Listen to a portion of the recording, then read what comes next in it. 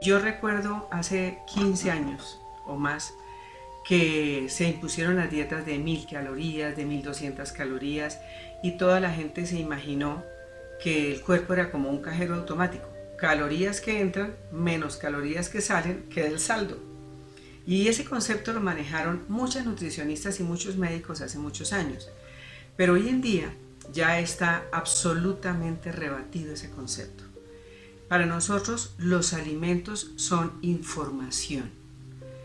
Haz de cuenta que los alimentos les llevan un mensaje a los diferentes sistemas y órganos del cuerpo. Hola, soy la doctora Rosalinda Pereira, especialista en endocrinología y metabolismo, y me da muchísimo gusto compartir esta información contigo.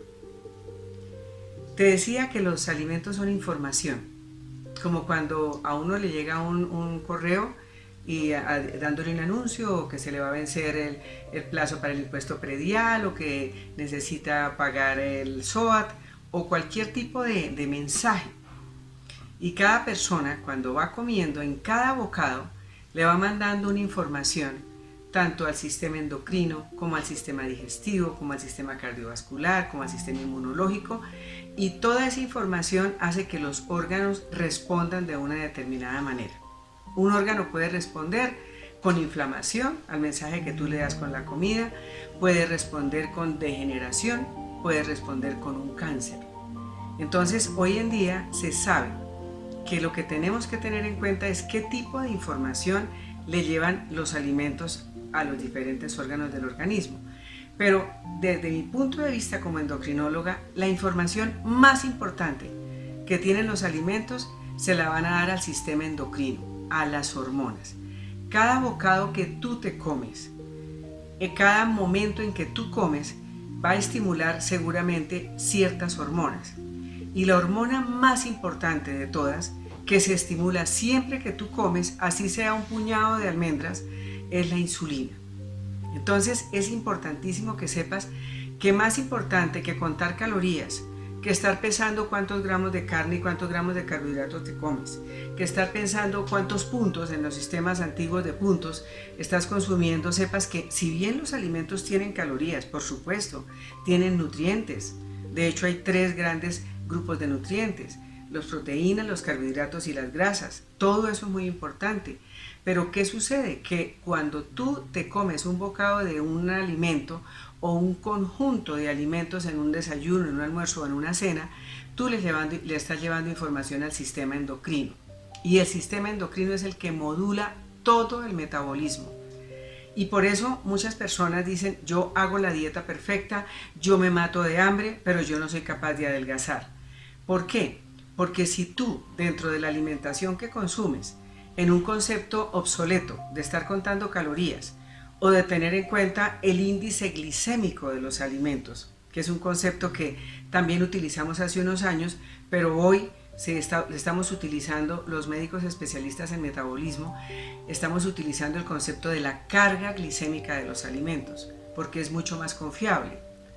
Entonces, cuando tú te comes un alimento que tiene una carga glicémica bajita, quiere decir que ese alimento va a subir despacio el nivel de glicemia en tu cuerpo y por supuesto el nivel de insulina, porque la insulina y la glicemia son pareja. La insulina tiene que regular los niveles de glicemia y su misión es buscar que tú no tengas la glicemia alta, o sea que no seas diabético o diabética.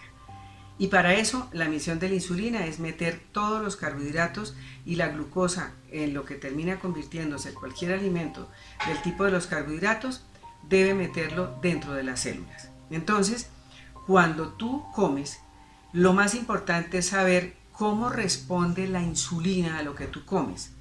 Y si tú comes carbohidratos que tienen alta carga glicémica, que estimulan rápido la insulina, que suben rápido la glicemia, como cuando consumes carbohidratos refinados, galletas, postres, arroz blanco, pastas blancas, pan blanco, dulces, postres, gaseosas, bebidas alcohólicas, haces rápidamente una subida de insulina porque tiene que ir acompañada para poderte bajar ese pico de glicemia.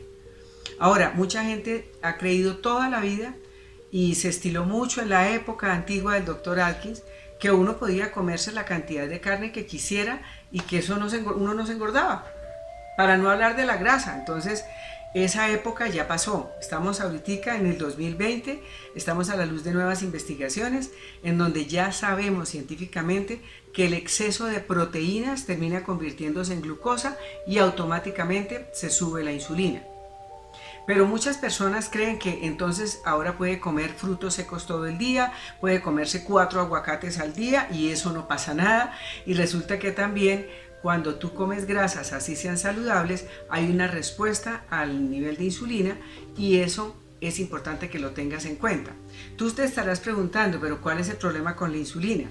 Bueno, en primer lugar, la insulina es una hormona indispensable para la vida. O sea, no tener insulina haría que nos muriéramos, que es lo que les pasa a los diabéticos tipo 1, que son los que tienen que inyectarse la insulina para poderse mantener vivos.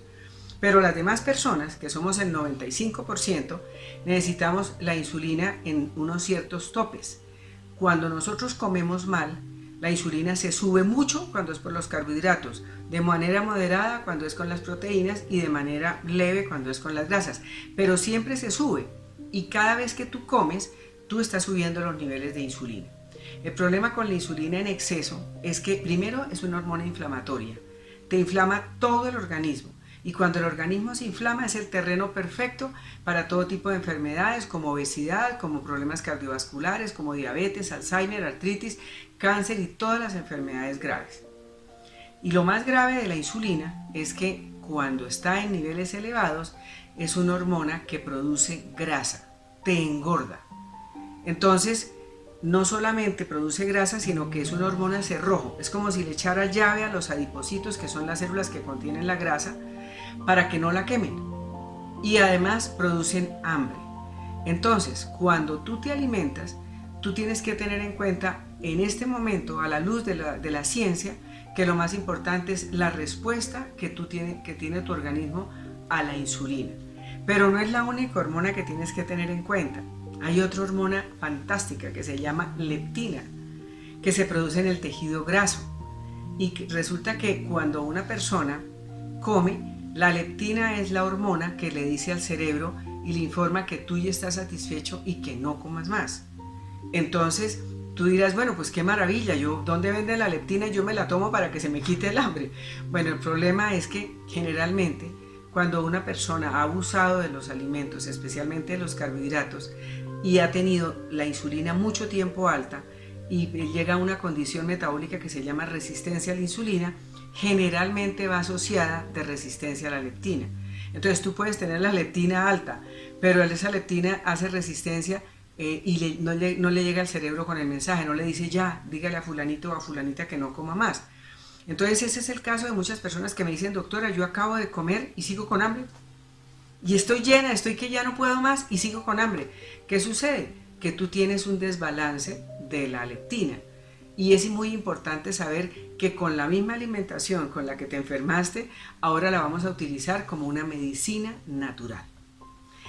Pero hay otras sustancias que también tienen que ver mucho con la forma como tú comes.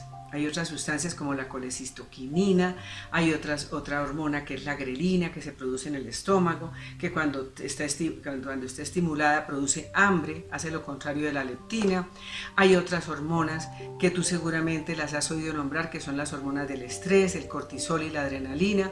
Y es muy importante que sepas que la información que tú le das a tu organismo con los alimentos realmente va directamente a estimular, a bloquear o a modelar el sistema endocrino, que es el que en última instancia maneja tu metabolismo.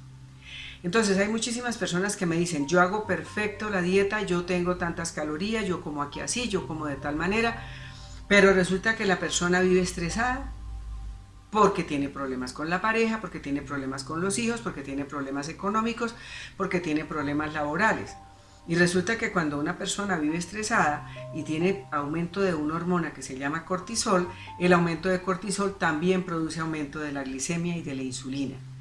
Entonces, lo que quiero decirte hoy es que ya llegó el momento de actualizar tu software y cambiar el chip y saber que de aquí en adelante tu alimentación no funciona como si tú fueras un cajero automático, como si tú fueras una calculadora. Entra, sale y el saldo. No. tú tienes un mecanismo divino, complicado pero sencillo a la vez, en donde las hormonas son las que van a decir de qué manera tu alimentación está estimulando y dejando en balance el sistema más importante de todos en el organismo, que es el sistema endocrino.